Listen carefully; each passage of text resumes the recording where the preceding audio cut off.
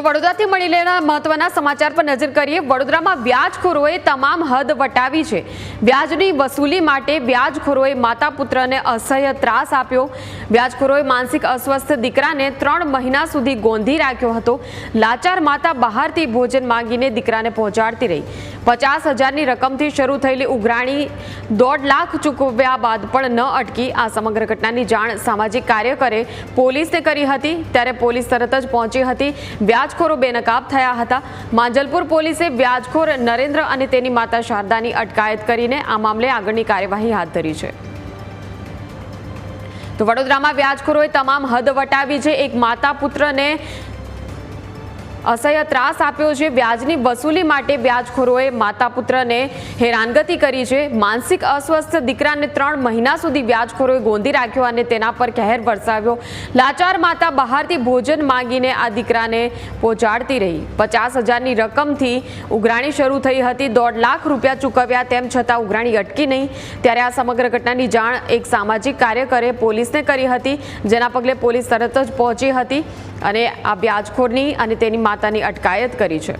સંવાદદાતા પ્રશાંત ફોનલાઈન પર જોડાઈ ગયા છે। પ્રશાંત, વ્યાજખોરોએ વસૂલી માટે તમામ હદો પાર કરી છે। વડોદરામાં માતા પુત્રને અસહ્ય ત્રાસ આપ્યો છે। હવે આ કઈ દિશામાં કાર્યવાહી અને શું બનાવની વિગતો? બિલકુલથી જે રીતના વડોદરા શહેરની અંદર વ્યાજખોરોને આતંક છે અને ડામવા માટે પોલીસ દ્વારા જે કડક કાર્યવાહી કરવામાં આવે છે, દરબાર ગોઠવવામાં આવે છે, પરંતુ ક્યાં ને ક્યાં વ્યાજખોરો છે તેને હવે પોલીસનો બી ખોફ નથી રહ્યો। એ ઘટના માજલપુરમાંથી સામે આવી છે।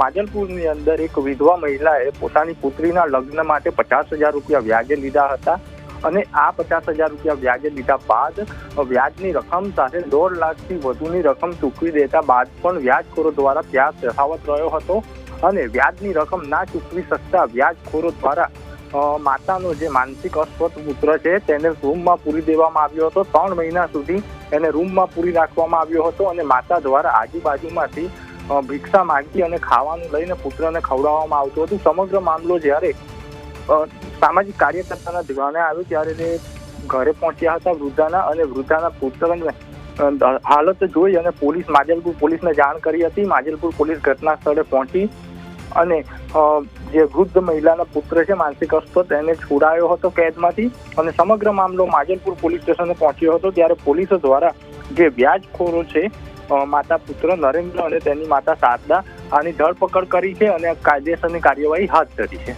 બિલકુલ, આભાર પ્રશાંત સમગ્ર માહિતી બદલ। એક વિધવા બેન છે અને એનો છોકરો છે, એના પર બહુ ખરાબ રીતે અત્યાચાર કરવામાં આવ્યો છે।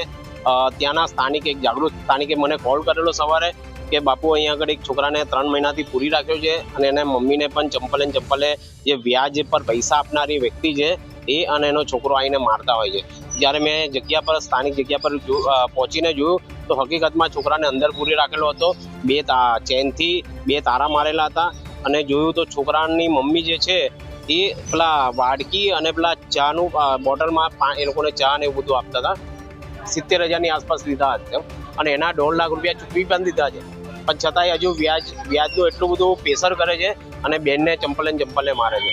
તો અત્યારે પોલીસ સ્ટેશને આવે છે, બેનને ન્યાય મળે એના માટે।